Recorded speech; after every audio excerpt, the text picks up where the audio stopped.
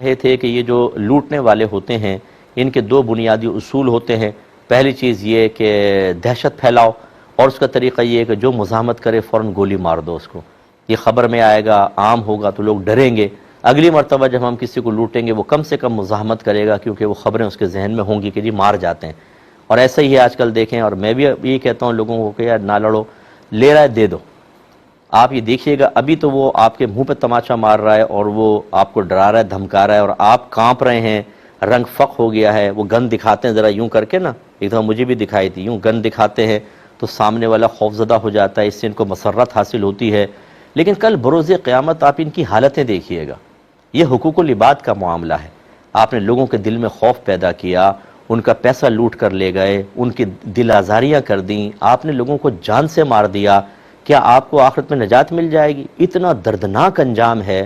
اتنا دردناک انجام ہے، کچھ انتہا نہیں۔ جس تنگ دستی پریشانی کو بنیاد بنا کر آپ یہ کہتے ہیں جی کیا کریں، کمانے کھانے کے لیے کچھ نہیں ہے اس لیے ہم ایسا کر رہے ہیں، وہ آپ کو برداشت نہیں ہو پا رہا نا، اسی لیے آپ نے غلط طرز عمل اختیار کیا۔ میں آپ سے یہ پوچھتا ہوں، ایسے کوئی بھائی بہن اگر ہمیں دیکھ رہے ہوں، بہن بھی میں نے اس لیے کہا کہ عورتیں بھی گینگ میں شامل ہیں، باقاعدہ ڈاکے مار رہی ہیں، یہ بھی گھر میں گھستی ہیں تو عورتوں کو تماچے خماچے مارتی ہیں زبردست قسم کے، اور یہ ثابت کرنے کی کوشش کرتی ہیں کہ ہمارے سامنے کچھ کہا تو ہم ٹانگیں توڑ دیتے ہیں، دانت توڑ دیتے ہیں۔ آپ سوچئے کہ آپ عذاب قبر پہ صبر کر سکتے ہیں، بری موت پر صبر کر سکتے ہیں؟ اتنی خطرناک موت آنے والی ہے اور اتنا شدید عذاب قبر آپ کا انتظار کر رہا ہے، پھر میدان محشر کی ذلت، رسوائی، ندامت، پچھتاوا، کیونکہ آپ کو کھڑا کیا جائے گا اور جتنے مظلوموں پر آپ نے ظلم کیا سب لائن سے کھڑے ہوں گے اور ایک ایک آپ سے اپنا بدلہ لے گا، اور پھر اللہ نہ کرے اللہ ناراض ہوا تو جہنم میں، اور وہاں کا عذاب بہت سخت ہے۔ سب سے ہلکا عذاب جو نبی کریم صلی اللہ علیہ وسلم نے بیان فرمایا وہ یہ ہے کہ جہنمی کو آگ کی دو جوتیاں پہنا دی جائیں گی جس سے اس کا دماغ ہانڈی کی طرح کھول رہا ہوگا۔ آپ دیکھیں سر میں پین ہو جاتا ہے، بعض اوقات ٹائٹ قسم کا پین ہوتا ہے تو نہ کھانے کو دل چاہتا ہے نہ پینے کو، آدمی سر پکڑ کے بیٹھا ہوتا ہے، تھوڑی آواز بلند ہو تو چڑچڑا پن غالب آ جاتا ہے، یعنی برداشت نہیں ہوتا۔ پھر ہم دوا کھاتے ہیں تو آہستہ آہستہ پین ریلیز ہوتا ہے تو پھر ہمیں سکون ملتا ہے، اور وہاں ایسی آگ کی دو جوتیاں کہ دماغ ہانڈی کی طرح کھول رہا ہو، اندازہ کریں کتنی اذیت، اور یہ ہلکا ترین عذاب ہے۔ سخت عذابات تو پتہ نہیں کیا کیا ہوں گے، اور ایسے لوگ بعض اوقات جب ان کو اللہ رسول کا واسطہ دیا جائے تو کلمات کفر کہہ دیتے ہیں، گالی بک دیتے ہیں اللہ کو، رسول کو، اور کہہ دیتے ہیں ہمیں نہیں کوئی خوف ہے جہنم کا، دیکھا جائے گا اور فلاں فلاں۔ اللہ کے عذاب سے بے خوفی کو بھی کفر قرار دیا ہے علماء نے، کیونکہ بے شمار آیات ایسی ہیں جس میں اللہ تعالیٰ نے اپنے یعنی فرمایا کہ اللہ سے ڈرو، اللہ کے عذاب سے ڈرو، تو اللہ سے ڈرنے کا مطلب اللہ کے عذاب سے ہی ڈرنا ہوتا ہے۔ تو وہ جب بے خوفی کا اظہار کر رہا ہے تو گویا کہ وہ ایک طرح سے عملی طور پہ انکار کی طرف آ گیا کہ میں ان آیات کو نہیں مانتا، میں نہیں ڈرتا، اس میں کفر کا پہلو نکل سکتا ہے، تو یہ بہت ہی شدید خطرے میں ہوتے ہیں۔ تو پہلا تو دہشت، دوسرا رحم نکال لو، کسی پہ رحم نہ کرو، عورتوں کو مارو پیٹو، دھکے دو، لاتے مارو، نوجوان بیچارے بچوں کے منہ پہ تماچے، اور مارتے بھی منہ پہ ہیں، نبی کریم صلی اللہ علیہ وسلم نے منہ پہ مارنے سے منع فرمایا، حتیٰ کہ یہاں تک فرمایا جانور کے منہ پہ بھی مت مارو، منہ کی تعظیم کا حکم ہے۔ ان کا پہلا اصول یہ ہے کہ ایسا تھپڑ منہ پہ مارو کہ دماغ گھوم جائے، بیچارہ عام آدمی جو نہ فائٹ کرتا ہے نہ لڑتا ہے، اس کے منہ پہ تماچا پڑتا ہے تو آسانی خطا ہو جاتے ہیں اس کے۔ تو ہم نے چونکہ دینی ماحول میں آنے سے پہلے اس طرح کے کچھ معاملات میں انوالومنٹ رہی ہے تو پتہ ہے کہ جب تھپڑ منہ پہ پڑتا ہے تو کیسے ٹین ستارے اوپر آ جاتے ہیں صاحب۔ تو یہ ان کا اصول ہوتا ہے، ان کے ہاتھ بھی بھاری بھاری ہوتے ہیں کیونکہ لڑتے رہتے ہیں، لڑائی جھگڑا، تو بیچارے لوگوں کو مار پیٹ کے آپ چھین کر لے جاتے ہیں۔ تو میں تو اپنے جو شاگرد ہیں، دیگر لوگ ہیں، ان کو یہی کہتا ہوں کہ آپ دے دیں، نہ مزاحمت کریں، یہ مار کے چلے جائیں گے۔ ان میں بعض اوقات بعض ایسے بھی ہوتے ہیں جو نشہ کرتے ہیں، ان کا نشہ ٹوٹ رہا ہوتا ہے یا حالت نشہ میں ہوتے ہیں، ان کا ذہن پورا کام نہیں کر رہا ہوتا، دے دیں ان کو، اللہ تعالیٰ آپ کو اس سے بہترین بدلہ عطا فرمائے گا۔ نبی کریم صلی اللہ علیہ وسلم کی حدیث ہے کہ جب کبھی نقصان ہو جائے تو اس پہ انا للہ و انا الیہ راجعون، اللہم اجرنی فی مصیبتی واخلف لی خیرا منہا، اگر یہ پڑھ لیا جائے تو اللہ تعالیٰ اس سے بہتر بدلہ عطا فرما دیتا ہے۔ تو اللہ تعالیٰ دے دے گا، کم از کم اتنا پڑھ دیں انا للہ و انا الیہ راجعون، تو انشاءاللہ جو نقصان ہوا اس سے بہتر اللہ تعالیٰ چیز آپ کو عطا فرما دے گا۔ اور یہ یاد رکھیں، یہ ذہن میں رکھیں، میرا ایک دفعہ موبائل میرا کافی پہلے جب میں عالم نہیں تھا اس وقت میرا موبائل کسی نے نکالا، دینی ماحول کے قریب آ گیا تھا، وہ دو لڑکے تھے، ہم اسکوٹر پہ تھے، میں پیچھے تھا، ایک آگے تھا، اور انہوں نے آگے اسکوٹر رکھی اور گن نکالی اس نے، اور میری جیب میں سامنے والے موبائل تھا، دور سے واچ کر رہے ہوں گے تو اس نے نکال لیا، تو میرے چہرے پہ مسکراہٹ آ گئی، میری اپنی ایک سوچ اور فکر ہے،